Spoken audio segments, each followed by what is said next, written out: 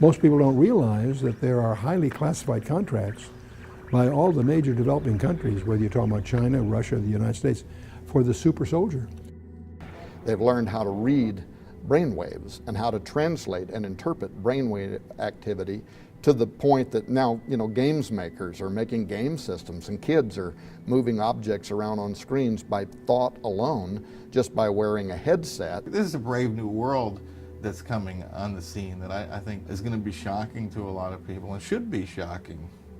For good reason it's shocking. This is where it starts to get interesting, is because what's pushing all these, besides their normal pressures of advancement, is an arms race. Big parade that turned the tide of war.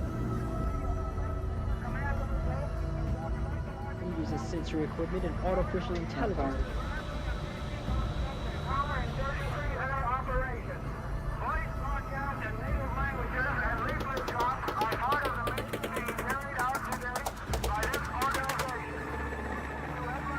The Jasons, the uppermost scale, most brilliant minds, they are an elite group of scientists that advise the U.S. Pentagon.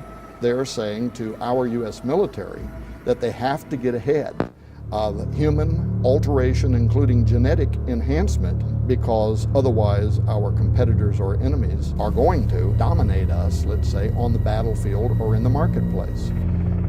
The soldier whose capabilities of motion, of fighting, of perception, of communication with the partners, being enhanced by these technologies. There is a huge, well-funded drive for the super soldier.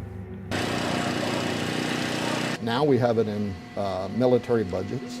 DARPA, for instance, the Defense Advanced Research Projects Agency, they have in this year's budget literally millions of dollars to create the blueprint for changing the DNA of our soldiers on the battlefield and produce what they're calling the 47th human chromosome.